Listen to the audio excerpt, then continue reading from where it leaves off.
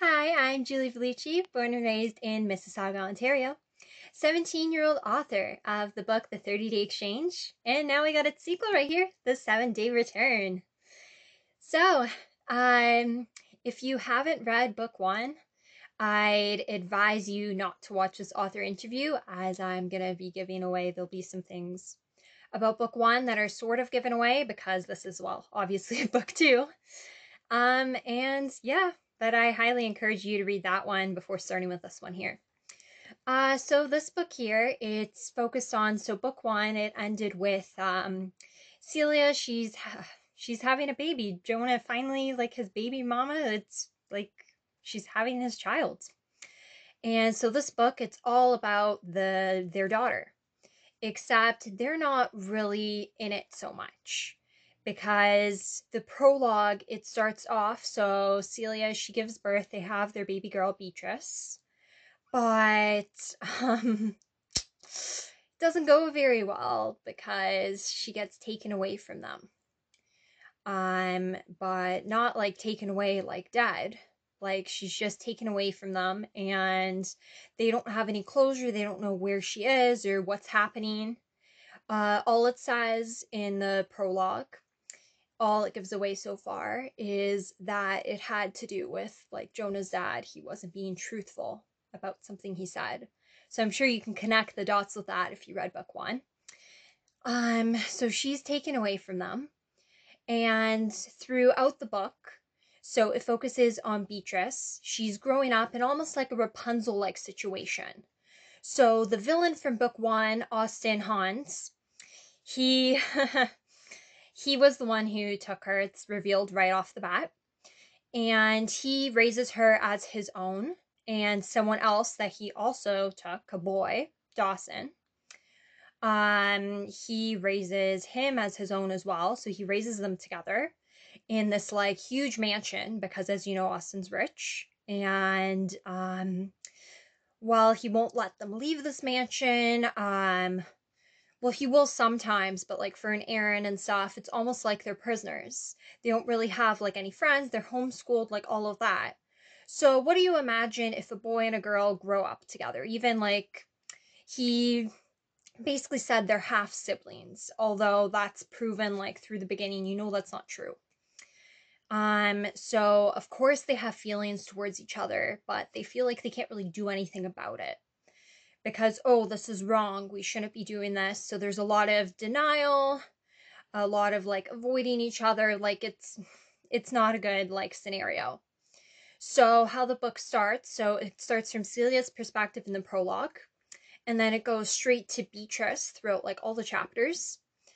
And it starts off, so there's an intimate scene between her and Dawson, like when they're much older, like 16. And basically, so it's all about like denial. She's trying to break up with him and all that, but like she can't go through with it because she loves him that much. So, and then they get a phone call, and like everything that Austin told them, they realize it's all a lie. So the whole book, it's one big flashback, just like book one, up until that point, which is interesting. And lots of themes are within this book. There's obviously forbidden love. There's forbidden dreams as well. Love in general, friendship, even self-acceptance, as there is a secondary story in this. His name's Ben, and he befriends B right off the bat, but this happens later on. And he's also in a similar circumstances to her and Dawson, as he's gay. He's been seeing a guy he really likes for almost 3 years, but he hasn't been able to tell his parents. And in a way, in that sense, it's sort of like he's experiencing forbidden love too. So they kind of relate, and there's that storyline as well within this. So I'm going to just read a few parts of it, some things I discussed already. So we're going to go to Celia's perspective. One moment here. Okay. I thought I passed the many mountains life threw my way, life threw our way. But they were far from over, and will be a tough journey ahead, as we make our way uphill to one of the tallest mountains we've ever faced before together.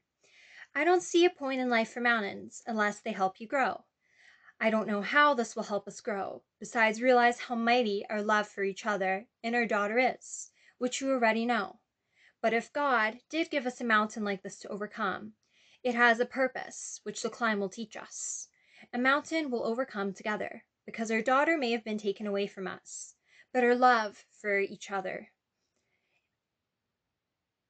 and our love for her and each other hasn't, and we'll use that to make the steep climb all the more bearable, until we reach the mountain top. If only things weren't so complicated, though, because although every mountain top is within reach, some are more difficult to even come to comprehend, understand, let alone overcome. After all, our daughter is alive, but nowhere to be found, so mourning her properly isn't an option, but staying in Hamilton is, in hopes she'll return to us one day if we don't find her first. So there's that, so it leaves you in mystery with the prologue. And, should we read this part here? Let's see. And, like, the beginning, you can tell that there's, like, a lot of, once it skips to Beatrice's perspective, there's a lot of denial for their love, like right here. We can't do this anymore, I say, tearing the sheets away from him and wrapping myself up in them, leaving him lying naked. This is an intimate scene, by the way. I'm not going to get into it. I'm just going to read the beginning. And why's that be? I was the one who distanced myself from you, and my feelings for you for the longest time. But you convinced me that something so wrong can be so right. So what's the problem? He asks, not even caring that he's completely exposed on the bed. The fact that we've been secretly together for a year may have played a role in this. Either our secret is going to have to be revealed and he starts monitoring us, or I have to get rid of something so he'll never find out. I explain honestly, feeling ashamed to even be considering the second option. Well, you'll figure out what that something to get rid of is if you read the book. So that was that. As for advice for aspiring writers, well, I gave quite a bit with the first book, but I definitely say, like, never give up. Like, keep on going, no matter what obstacles might be thrown your way. Just, like, that's a huge message in this book here. Especially, like, you're in a tower, you can't escape, you feel trapped. There's always a way to escape. Escape through writing, do what you love. That's advice I'd give to aspiring writers. Don't let anyone stop you from doing that. Well, how I got into writing, it was all because of the school book club, which I've mentioned before. As for who motivated me to write, well, the people in the book club were, like, a huge part in that because they encouraged, like, my writing and stuff as well. But my family also played a huge role in it. Especially, like, once I had, like, book one out, like, some relatives that didn't even know, like, I like to, like, creatively write or whatever, they were really supportive, said some comments that made me laugh, even, like, some readers on, like, Wattpad when I had things up there, even on Instagram, like, everyone's been so supportive, and just, like, words of encouragement, especially from, like, my mom, my sister, like, even my dad, like, you could do this, like, you could do anything you put your mind to, like, that definitely motivated me. Like, I enjoy writing, so I may as well, like, write. Like, yeah, so that was always cool, and they definitely huge motivation right there, because I find even sometimes when you're having self-doubt, like, the kind words of someone else, it can just bring you up. As for the publishing process, this book, because it was my second book, it was way faster than, like, everything with the first book, and it turned out really nicely. I love how they did the cover, especially since the main character, she's an aspiring artist, so I thought the hand-drawn cover suited that. And everything went smoothly. I definitely go with them again. They were quick, they were efficient. Ukiyo Publishing did a fabulous job. Well, thank you. Bye, guys.